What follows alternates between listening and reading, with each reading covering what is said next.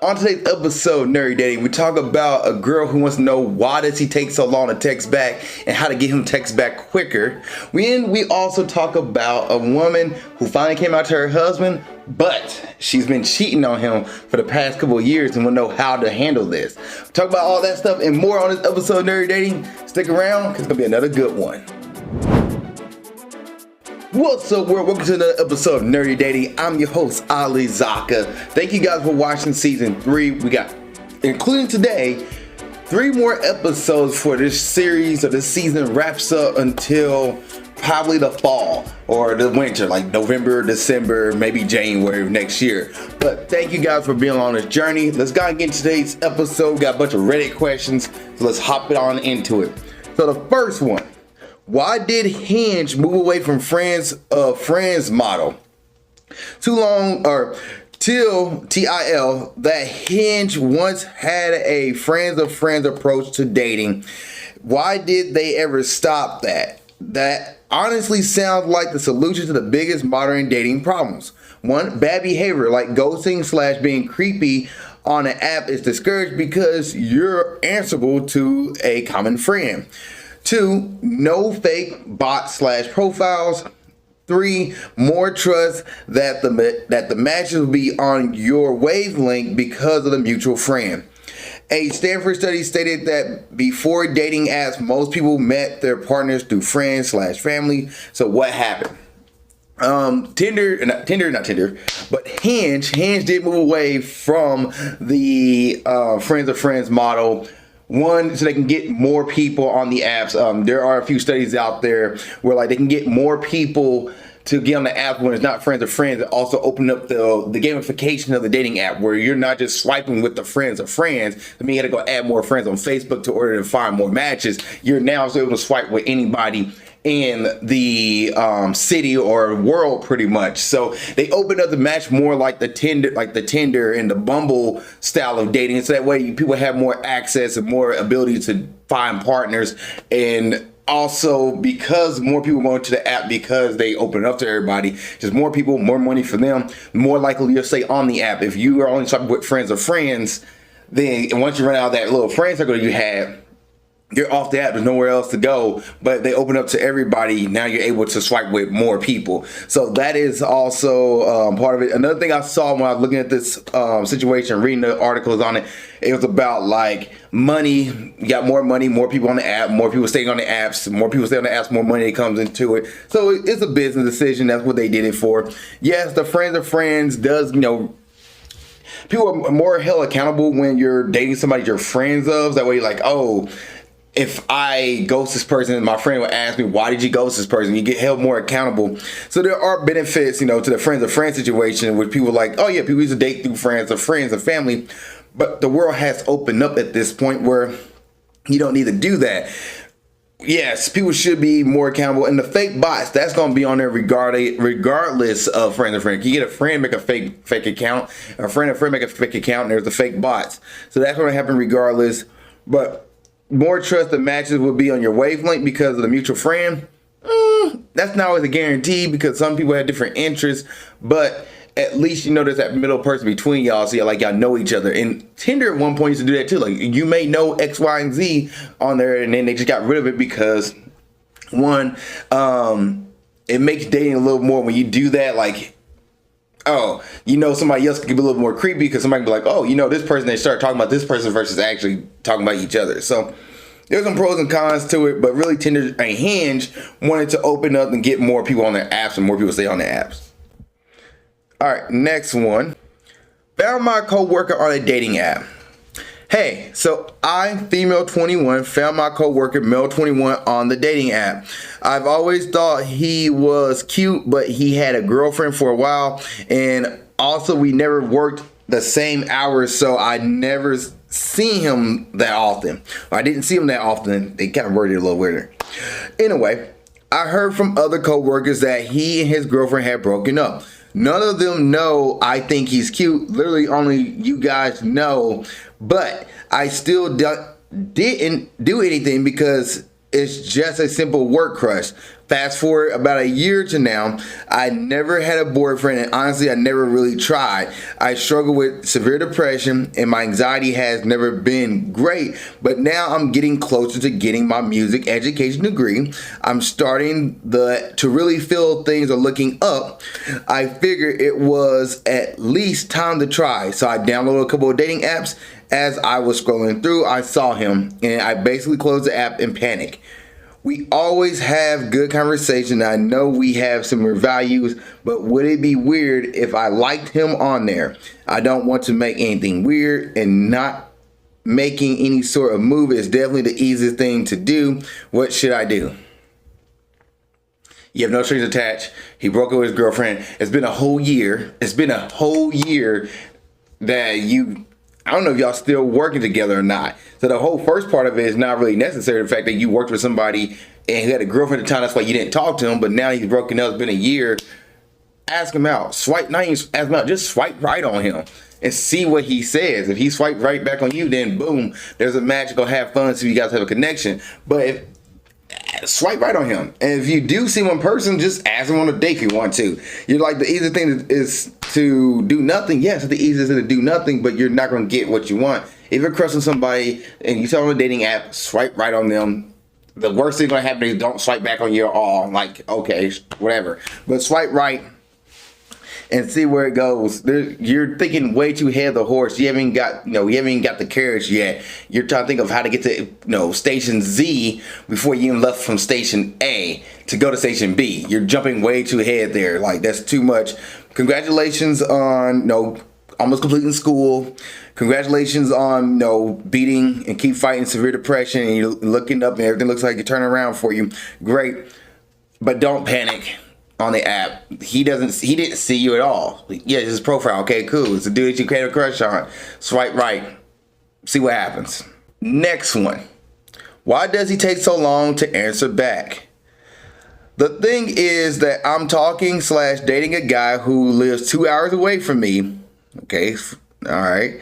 We met 4 times. Okay. He seemed to be very interested in me. We text on Snapchat. Don't like that. Y'all met 4 times and still text on Snapchat. Okay. The only place I have contact with him is in Snapchat. I've just noticed that he often replies after 10 hours every morning and sometime in the evening the next day. But otherwise, he can take 1 or 2 hours to reply, and that's totally okay. I do the same. I answer him after 2 to 3 hours, but I think he often replies after 10 hours. I think it's too long if he keeps doing it. He can do it once a day. Okay. He's the one who writes the most, and I have to admit I've been a little cold towards him, but that's because he replies so slowly. I get cold to him because I feel like I'm losing interest, though I like him. The problem is that he didn't do it much at first, and he doesn't know that I can see he's using his Snap, but waits on purpose to reply to me, or I doesn't think it's important. Okay, English may not be their first language.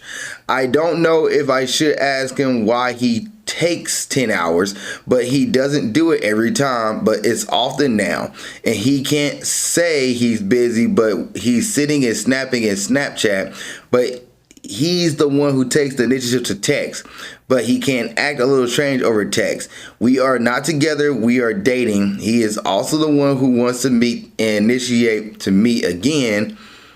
What should I say to him without being clingy? Because I feel he changed a little and I don't know if it's because of me. What? Don't date this guy. That's the first thing.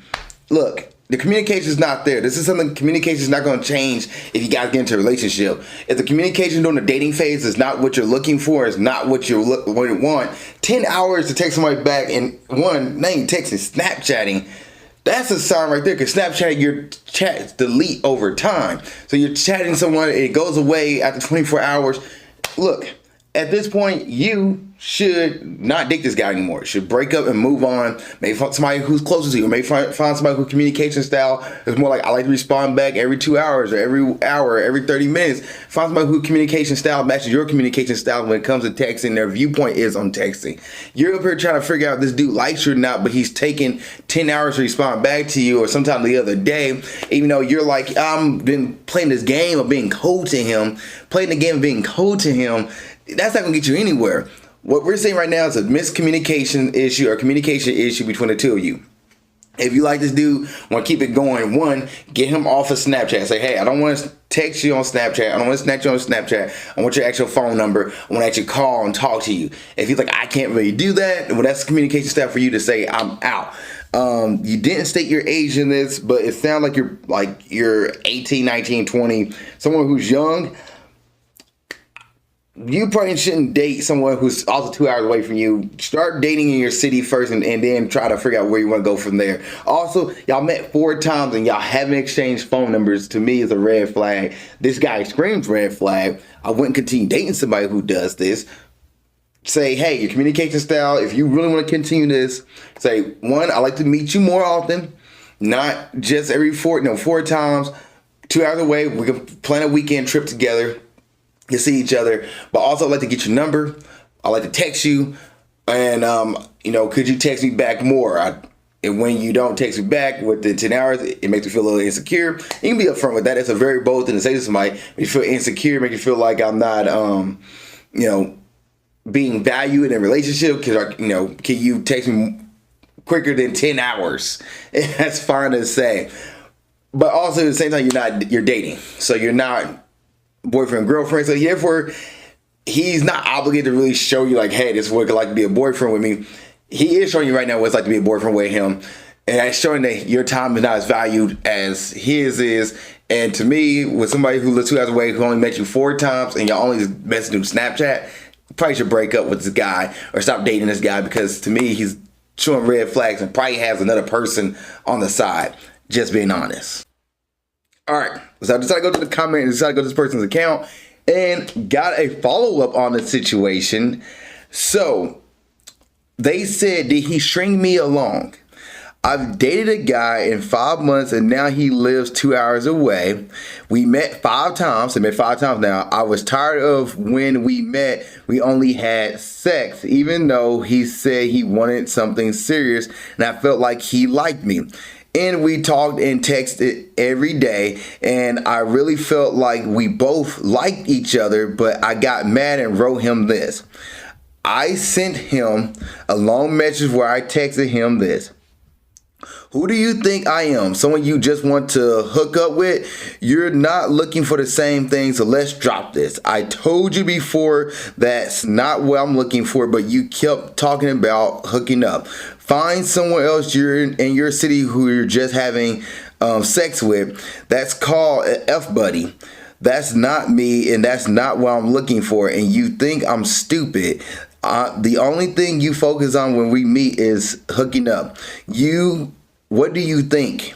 You haven't mentioned anything else we could do together outside the bed since we wrote, so I don't feel like it anymore. And on top of that, you almost never have time. Then we're not compatible. It's not going to work. Then he texts me with this. Don't know what to answer to you. It's going to be hard for me to make it serious because of the distance.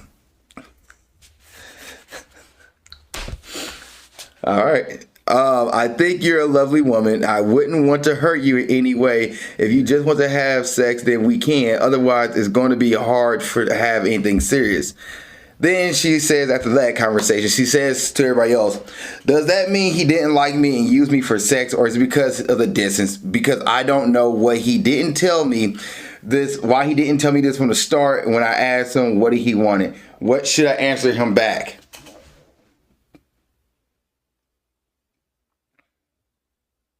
Break up with him. End this. You've been 5 months, and you only 5 months, so he's saying you once a month. And every time y'all seen each other, y'all hook up. He's legit using it as a booty call. He's 100% using it as a booty call. Casual relationship. Heck, he could have a relationship back home 2 hours ago, but back home in 2 hours. But he's coming here and he's saying like, hey, you know what? We want to hook up with you. And that's it. And he finally came clean. 5 months. The first time you must met each other, y'all must have hooked up because he's doing it every time. What did he really want? And why did he tell you this? One, he wanted you. He's telling you right now. He's telling you he wants you as a booty call. That's it. Plain and simple. Now, why didn't he tell you this from the start? Because he knew if he told you from the start that I'm about hooking up and nothing else, you wasn't gonna be down for that, and he wasn't gonna get any. So he decided to say, "Oh, I want to look for this and this." Watch the actions, because he'll tell you, "I want to look for relationship and see where things go and see how this works out." He was playing the game, and you failing for it. I'm sorry, that's what happened. But take this as a learning lesson. Watch the actions next time.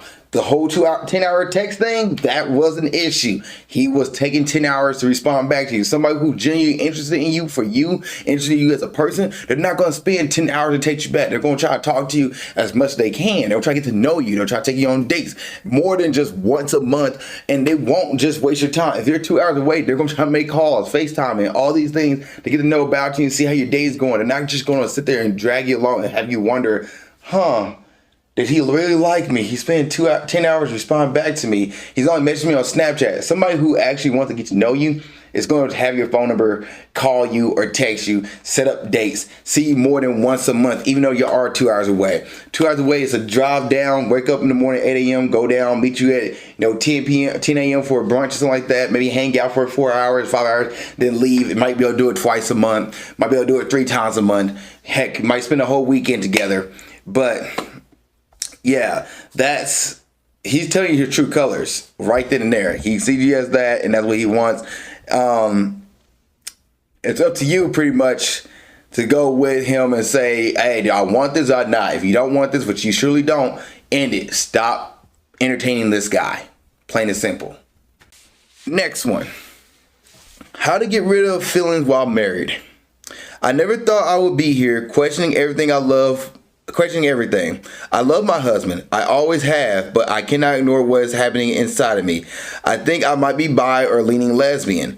I started as small feelings I brushed off. I told myself it was nothing. But then I met a woman at work a few years back, and I was drawn to her in a way I did not understand. I know I'm horrible, but I cheated on him with her, and it felt different, natural, right, but it wasn't just one night stand or sex. We went out dating. It feels for the first time perfect when I'm with her.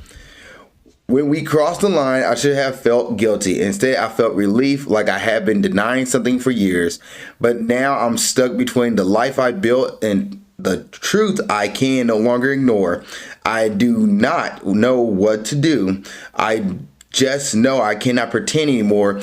Or is there a way to get rid of these? And they put the LGBTQ flag feelings. Look, what you need to do first is tell your husband that, you cheated. And you then have to ask yourself, you said you feel relief and alive and natural. Not alive. I'll put that word in your mouth. You felt natural, right, different. You felt relief when you cheated on your husband instead of guilt. You need to tell your husband this. You need to sit down and have this conversation with him and say, "Hey, I know we've been together for years. I know we built this family. I know we built this life. But I've been cheating, and I've been with a partner. Me and her, I feel it feels natural when I'm with this lady. It feels right when I'm with this lady. And I'm sorry I cheated, but I felt relief when I'm with this lady." It's going to suck to your husband. It's going to hurt like hell to him. But it's best to put that on the table and tell him that, what, I'm going to move forward. I think we should divorce. I'm going to move forward, and I want to be with this woman that I've been with for the past who knows how long. Yes, you're ending your marriage 1,000%, and you just have to accept that. Your husband is going to be hurt. He might be mad, he might be upset, but just, let him have his stuff, let him have his moment, let him break down, let him do everything he needs to do, because it's going to be hard for him to hear that. And heck, he might even, if you say you've been hiding it for years, but if you've been to the point where you've been hiding it, he might have noticed you changed. He might notice you've been going out late, hanging out with certain all over and over again, who you say is your bestie, who could be your bestie. He probably knows these things, and he probably already have an inkling, but he's like, you know what? It'd be a relief for him as well to hear what's actually going on. So you should tell your husband that you've been cheating. You probably should break up with your husband, divorce him. All right, and don't try to get rid of the feelings. Embrace them. That's what they are. You leaned into it. You dive into that pool. You go there, and you embrace those feelings. You move forward with her. Leave your husband behind. So let's see if there's an update on her page regarding this. And let's see here. All right, there is an update. She said, I told him. I never thought I would be here questioning everything. Oh, she got the old post up there. Update. Thank you so much for your support and honesty. I finally told my husband. It was one of the hardest conversations I've ever had. I explained everything, how I've been feeling, what's been going on with me, and that I've fallen in love with her. He was hurt, understandably. He cried, I cried, but he didn't scream or hate me. Obviously, I know I was in the wrong. I shouldn't have done what I did. We decided to have some space, and I'm staying with her while he thinks it over. That still feels strange to say out loud, but being with her feels like breathing. Like I finally stopped holding my breath. She's my girlfriend now. It's not perfect. I don't know what the future looks like yet, but I'm starting to live a life that feels more honest. I still feel grief for what I did, for what I'm letting go of, but I also feel something I haven't felt in a long time, and that is hope. And then 10 minutes ago, now this is fresh off the press. All right. She has a very long post here, and I'm going to dive into this person's post because we just got an update 10 minutes into this podcast. All right, this is the final post, the final part of this story here with her. And after that, we'll wrap this episode up. So she says, I think I'm gay. Okay. Question/advice. Hey everyone, apology for the long post, but I feel like I need to share this. My girlfriend encouraged me to open up and share my story, and honestly, I think I've been holding on to this for too long. I love some advice or reassurance as I navigate through everything. I always loved my husband, and I still do. Our relationship was built on love and understanding, but recently I found myself feeling confused about my own identity. For a while, I brushed off these feelings, telling myself they were nothing, but something changed when I met a woman at work in 2023. She's a lesbian, and we just clicked instantly. We spent so much time together, and as we got closer, I started to realize that my feelings for her went beyond just friendship. One night she kissed me, and even though I wasn't sure what it meant, I kissed her back, and it was an emotional moment that forced me to face something I've been avoiding for a long time, and I couldn't ignore the feeling that had grown inside me. Eventually, I told my husband the truth. It was one of the hardest conversations I ever had. I didn't want to hurt him, but I knew it was time to be honest about my feelings and the fact that I'd fallen in love with someone else. He was heartbroken. We both cried. It was painful, but he was kind. There was no anger, no blame, just a lot of hurt. We decided to take some space so he can process everything right now. I'm staying with her while I figure out what comes next. It feels strange to say this out loud, but yes, okay, she did that already. She added more details into it. Being with her feels like I can finally breathe again, like I've been living in black and white and have suddenly seen color. There's so much uncertainty ahead, then I still feel grief for the life I'm leaving behind, but there's also hope. I'm learning to live more authentically, and even though this is incredibly hard, I feel like I'm starting to understand myself more deeply. Thanks for reading. If anyone else has been through something similar, know that you're not going through alone. I'm just trying to do the right thing just for for everyone involved in his complicated journey. Uh,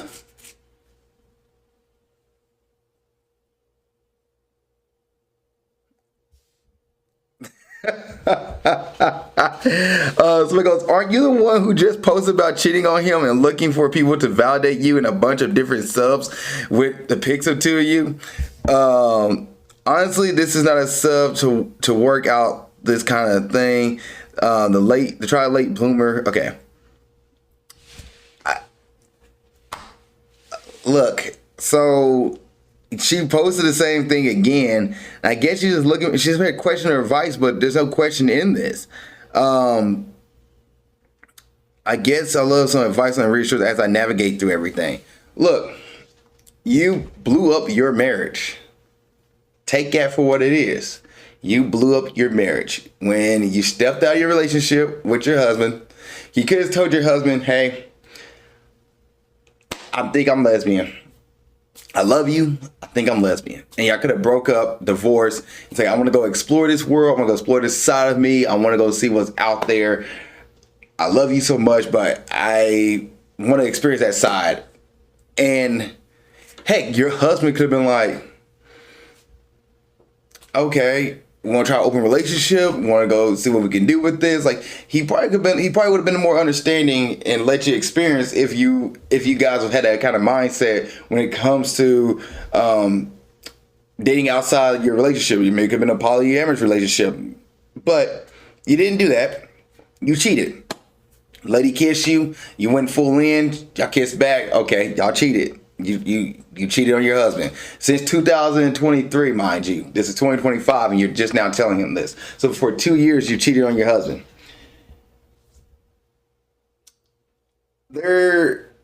Yes, it's gonna be difficult times. Yes, you guys are going through this, and a divorce is the right way to go about this.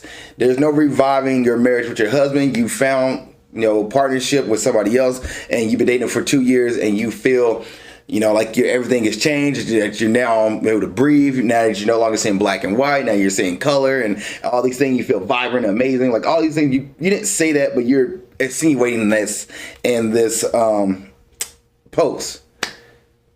Accept that. Accept that you cheated on your husband. Accept that you found a different partner. Accept that you're with a new relationship. And they may take time to really assess your own life and see, whether or not this woman that you're dating is the woman you want to be with. But you went in full tilt. Okay.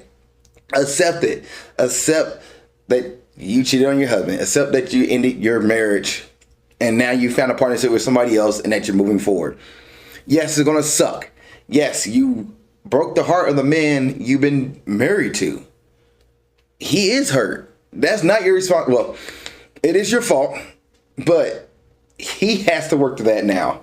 Like, you already made your bed. You already made your mess. You're living in it. He didn't yell at you. He's hurt.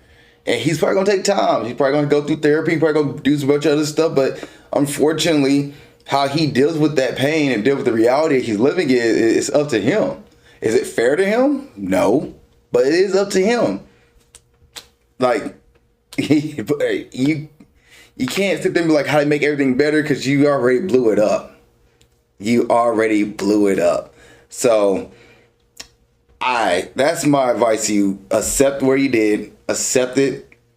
Understand that your marriage is no longer existing. Except that, you might not only just cut off a relationship with your former husband, but you also probably cut off a friendship that could have been there, because that's a trust factor. You stepped out of a relationship. You cheated on your husband, and there's not really much else you can do about that. You can't go back and reverse time and say, "Hey, don't kiss me. I need to go tell my husband I need to divorce my husband." You can't. You made your bed. You're laying in it. It sucks for him. Congratulations to you. You have a partner. You feel amazing. You feel relief. You feel, golf clap for you to accept it for who you are. But you also got to understand the world you just destroyed. And you got to you can't fix his pain, but at least you can be like, "I'm sorry.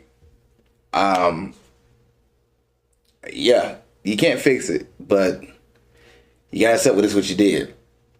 It is shitty to cheat on somebody. That's what you did. You gotta accept that. Accept that's what you did. But at the end of the day, yeah, he has nobody, and you have somebody's arms you're in. It's gonna feel like shit. You hurt somebody. Just saying. I know some real love there, guys. So just want to go ahead and wrap this episode up. I think I went over my little 30 minutes mark. Thank you guys for watching this episode of Nerdy Dating. I appreciate y'all. Got 2 more episodes left for the season, but keep watching, keep supporting. I will also have clips and like reels coming out for the show, kind of keep you shorts going. But thank you guys so much for watching the episode of Nerdy Dating. Please like, subscribe. I appreciate y'all, and keep being awesome. Thank you for watching this episode of Nerdy Dating. I really appreciate it. If there's another episode you want to watch, you can look at it right there. If you want to subscribe to the page and watch more content, it's down here.